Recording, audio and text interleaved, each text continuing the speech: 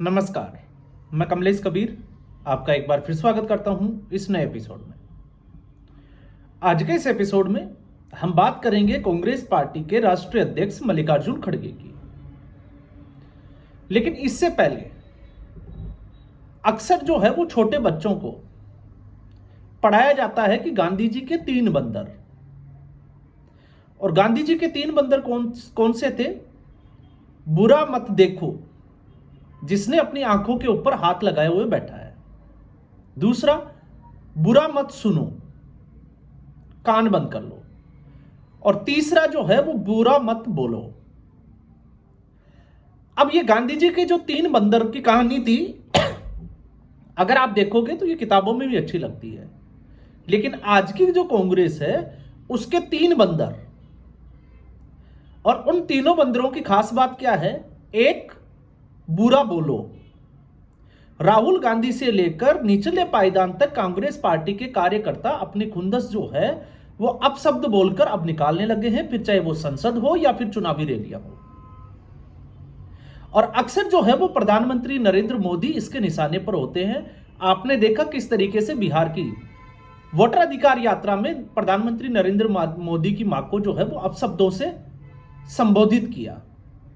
उसके बाद में कांग्रेस पार्टी के ही ट्विटर हैंडल से जो है वो प्रधानमंत्री नरेंद्र मोदी और उनकी मां को लेकर एक एआई जनरेटेड वीडियो बनाया गया। और अब कल रामलीला मैदान में एक रैली हुई। उस रैली में एक बार फिर नरेंद्र मोदी के लिए कब्र खुदेगी जैसे शब्दों का इस्तेमाल किया गया। जबकि संवैधानिक पद पर बैठे आप आलोचना कर सकते हैं, उनके फैसलों को जो है वो गलत तरीके से या जैसे भी है आप उनका विरोध कर सकते हो, लेकिन अब शब्दों का इस्तेमाल किया गया। तो इसलिए बुरा मत बोलो, तो वो गांधी जी के जो आदर्श थे आज की जो कांग्रेस है राहुल गांधी की, उसमें वो दिखाई नहीं देते। और फिर उसके बाद में है बुरा मत सुनो और बुरा मत देखो। लेकिन ये कांग्रेस पार्टी इतनी अंधी, या हम कहें कि इतनी जो है वो अंधी और गूंगी बैरी हो गई है कि इसको कांग्रेस पार्टी में क्या चल रहा है वो भी दिखाई नहीं दे रहा। अब जब मैं कह रहा हूं तो इसके पीछे की कहानी आप देखिए। मल्लिकार्जुन खड़गे, जिनकी उम्र जो है वो 80 के पार है। और मल्लिकार्जुन खड़गे जब वायनाड पहुंचे प्रियंका गांधी वाड्रा के नॉमिनेशन के दिन, तो कांग्रेस पार्टी का राष्ट्रीय अध्यक्ष गेट के बाहर, दरवाजे के बाहर बगले झांक रहा था। लेकिन कांग्रेस पार्टी के अध्यक्ष को अंदर जाने की अनुमति नहीं मिली। तो आप समझ सकते हैं कि कांग्रेस पार्टी में मल्लिकार्जुन खड़गे की क्या हैसियत है। दूसरा, मल्लिकार्जुन खड़गे जब भी कांग्रेस पार्टी में कोई आंतरिक तरीके से अगर कोई तनाव की स्थिति होती है, तो एक नहीं कई मौकों पर मल्लिकार्जुन खड़गे को यह कहते हुए सुना है कि फैसला हाईकमान ने लेना है। तो पार्टी में सर्वोच्च जो पद होता है वो अध्यक्ष का होता है, तो अध्यक्ष के ऊपर हाईकमान कौन है? ताजा उदाहरण आप देखिए, कर्नाटक में जब डीके शिव कुमार और सीएम सिद्धारमैया का जो मैटर चल रहा है, उसमें ठीक इसी तरीके की टिप्पणी की मल्लिकार्जुन खड़गे ने। अब आप ये जानना जरूर चाहोगे कि इस वक्त कर्नाटक में क्या चल रहा है। तो कर्नाटक में मल्लिकार्जुन खड़गे के साथ जोड़कर हम इस घटना को ऐसे समझ सकते हैं। कल की रैली में मल्लिकार्जुन खड़गे ने कहा कि उन्होंने अपने बेटे का 8 घंटे का ऑपरेशन छोड़कर 140 करोड़ भारतीयों के लिए वो रामलीला मैदान में डटे हुए हैं। वो बेंगलोर नहीं गए। बहुत अच्छी बात है, अगर ऐसा जो है वो बोलते हैं, बहुत अच्छी बात है, क्योंकि राजनीति में सब कुछ चलता है। लेकिन जब हम इसका आकलन करने बैठते हैं तो फिर 140 करोड़ लोगों के लिए अगर वो रामलीला मैदान में है, तो 140 करोड़ में से कितने लोग कांग्रेस पार्टी के साथ खड़े हैं? यह अपने आप में एक बड़ा सवाल है। जैसे इस वक्त एक राहुल गांधी की जिद को लेकर एक मुद्दा बना हुआ है एसआईआर का, हम पहले भी चर्चा कर चुके हैं। लेकिन उसी बिहार में जहां पर एसआईआर का यह मुद्दा उठा, सुप्रीम कोर्ट तक मामला गया और सुप्रीम कोर्ट ने उसको खारिज कर दिया। उसी बिहार में अगर कांग्रेस पार्टी की स्थिति को हम भांपने का प्रयास करें तो 1990 से लेकर 2010, क्योंकि 2010 में आप देखोगे नीतीश कुमार और भारतीय जनता पार्टी की एक बड़ी जीत हुई थी एनडीए की। तो उससे पहले चुनाव दर चुनाव कांग्रेस पार्टी जो 25% के आसपास अपना वोट शेयर बिहार की राजनीति में रखती थी, वो 8 से 9% या हम कहें कि 6% तक आकर रुक जाती है। तो नरेंद्र मोदी प्रधानमंत्री बनते हैं 2014 में। उससे पहले इलेक्शन कमीशन पूरे तरीके से मुट्ठी में था कांग्रेस पार्टी के। तो आखिर इलेक्शन कमीशन उनके हाथ में था, फिर ये स्थिति क्यों? ये जो है वो बड़ा प्रश्न चिन्ह खड़ा करता है। तो फिर सवाल ये उठता है कि जब आपके पास वोट ही नहीं थे तो आपके वोट कटे कैसे? दूसरा, एक्सपोज हो गए जिस तरीके से तथ्य सामने रखे गए कि जिन सीटों के ऊपर वोट डिलीशन ज्यादा हुआ वहां पर कांग्रेस और आरजेडी की जीत हुई। अब हम आ जाते हैं पश्चिमी बंगाल। कितने साल से कांग्रेस पार्टी पश्चिमी बंगाल में नहीं है, और अब अगर पश्चिमी बंगाल में घुसपैठियों के वोट डिलीशन का मुद्दा कांग्रेस पार्टी उठाती है तो फिर ये एक हास्यास्पद बात है। इससे ज्यादा जो है वो कुछ है नहीं।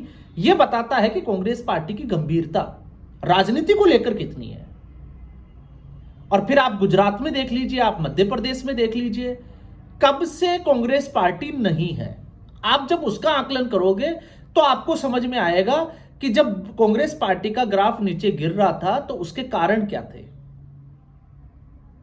उसका एक बड़ा कारण जिसकी हम अक्सर चर्चा करते हैं कि इंदिरा गांधी ने जिस तरीके से लैपटॉप को आगे बढ़ाया, शैक्षणिक संस्थानों पर कब्जा करने दिया और उस आइडियोलॉजी को देश ने अस्वीकार कर दिया, तो लेफ्ट भी गायब होता जा रहा है और कांग्रेस पार्टी भी गायब होती जा रही है।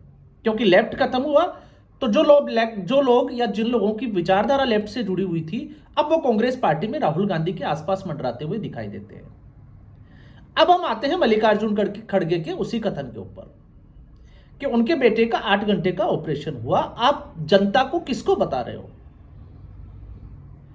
आपको अगर यह बात बोलनी थी तो अगर विपक्ष में, मतलब आपके सामने जो विपक्ष है आपका, जिसके साथ आपकी दूर विरोधी लड़ाई चल रही है, उसके नेताओं को तो कम से कम जो है वो स्टडी करके आना चाहिए।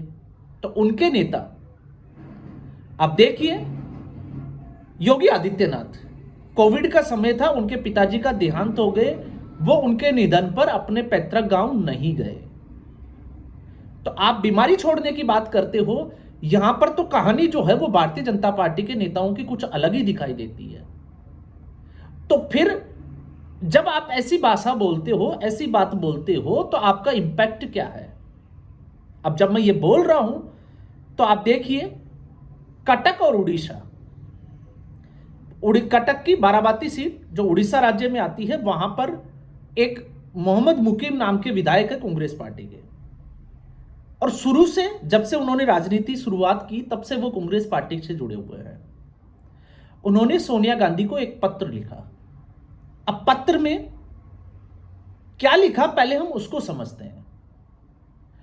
पत्र में जो लिखा, मल्लिकार्जुन खड़गे को भी लिखा, और वो लिखा कि वो लगातार 3 साल से कांग्रेस पार्टी में जो संगठन स्तर पर जो कमियां हैं उनको लेकर राहुल गांधी से मुलाकात करने के लिए प्रयास कर रहे हैं, लेकिन 3 साल से उनकी मुलाकात नहीं हुई। अब यह सवाल जो है वो हमेशा उठता है कि ऐसी कौन सी कड़ी है जो राहुल गांधी को निचले स्तर के कार्यकर्ताओं से एक, जिसको हम कहें कि तोड़ती है, जोड़ने से रोकती है, क्योंकि राहुल गांधी तक वो बात पहुंचने ही नहीं देती। इस पे कांग्रेस पार्टी विचार क्यों नहीं करती है? तो इसमें एक चीज साफ तौर से हो जाती है, क्योंकि राहुल गांधी के आसपास अराजनीतिक लोगों का जमावड़ा ज्यादा है। दूसरा, उन्होंने बोला कि अब जो है वो एक स्थिति बन गई है कि मल्लिकार्जुन खड़गे जो कि 83 साल के हैं, उम्र का उनका एक तकाजा है, इसलिए वो उस तरीके से काम नहीं कर पाते जिस तरीके से वो काम कर सकते हैं। खिलाफ कुछ नहीं बोला। तो अब लगता है कि कांग्रेस पार्टी की जो कमान है वो प्रियंका गांधी वाड्रा के हाथों में दे देनी चाहिए, क्योंकि वो युवा है।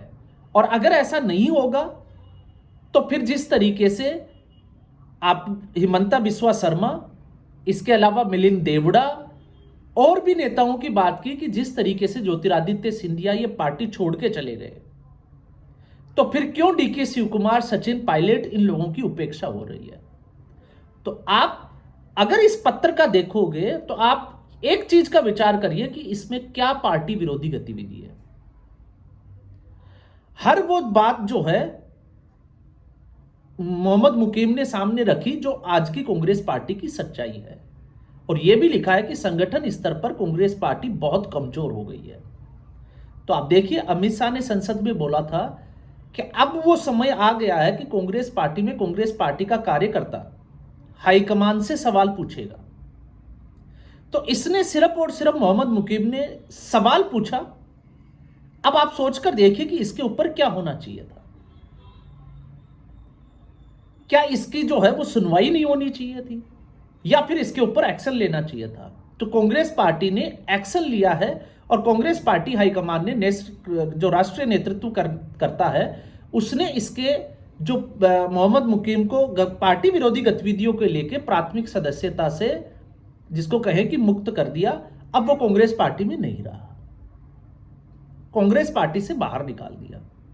अब आप सोचकर देखिए कि कांग्रेस पार्टी की कथनी और करनी, जब जब सच का सामना होने की बात आती है तो गांधी जी के 3 बंदर जो है वो उल्टे हो जाते हैं।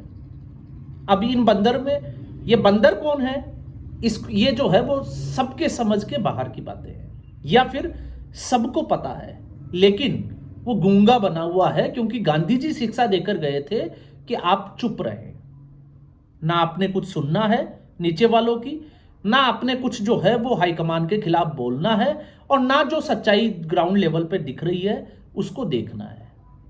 अब जब हम सच्चाई की बात करते हैं तो इसमें एक सच्चाई आ जाती है कि गुजरात में कांग्रेस पार्टी कब से सत्ता में नहीं है, और जब सत्ता में नहीं है तो दूसरी तरफ क्योंकि कांग्रेस पार्टी कमजोर है और अरविंद केजरीवाल उसका फायदा उठाने के लिए लगातार गुजरात के दौरे कर रहा है, तो राहुल गांधी ने दिल्ली विधानसभा चुनाव का जब परिणाम था उस वक्त आपने देखा होगा वो गुजरात गए, गुजरात में अधिवेशन रखा गया अहमदाबाद में, और रेस के घोड़ों की बात की, बारात के घोड़ों की बात की, एक सर्जरी होने की बात की।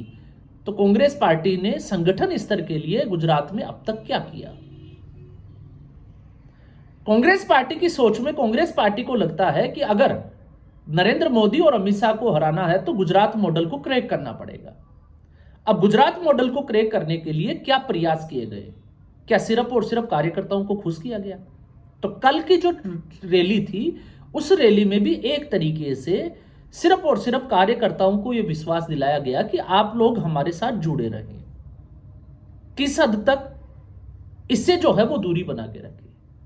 अब मल्लिकार्जुन खड़गे लाचार और मजबूर, जब मैं ये कहता हूं तो क्यों है आप देख सकते हैं।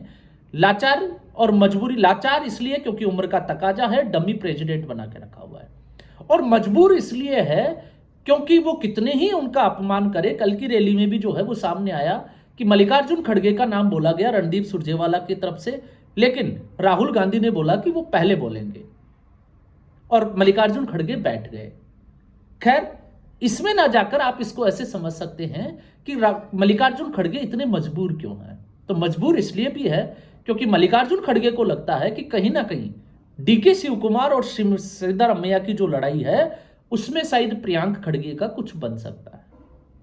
लेकिन एक तरफ आप देखिए मोहम्मद मुकीम, जिसने कोई जो है वो गलत बात नहीं बोली, यहां पर अगर आप उनके पूरे लेटर को देखोगे तो उनको पार्टी से बाहर कर दिया गया। लेकिन दूसरी तरफ इकबाल हुसैन, डीके शिव कुमार के गुट के लगातार जो है वो बयानबाजी करते जा रहे हैं, और इस बार उन्होंने टिप्पणी की है क्योंकि 4 दिन पहले डीके शिव कुमार ने भी एक भोज दिया था जिसमें 50 से 55 विधायक उपस्थित थे। तो यह सीधे तौर से एक मैसेज देने का प्रयास था। अब इकबाल हुसैन ने एक बात और बोल दी कि 6 जनवरी या 9 जनवरी को डीके शिव कुमार मुख्यमंत्री के पद के रूप में शपथ ले सकते हैं।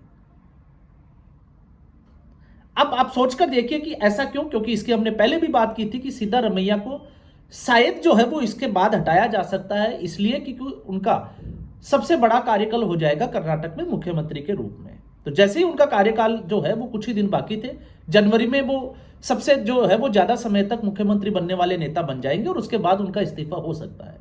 आसान नहीं है लेकिन हो सकता है।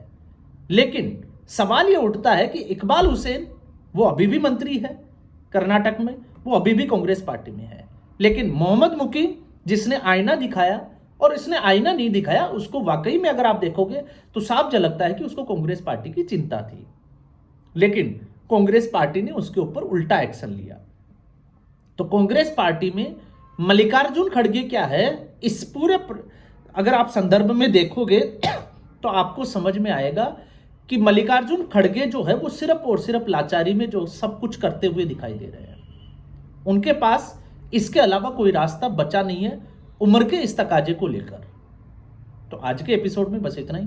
उम्मीद करूंगा वीडियो एपिसोड आपको पसंद आया होगा। वीडियो को लाइक करें, शेयर करें, चैनल जरूर सब्सक्राइब करें। धन्यवाद।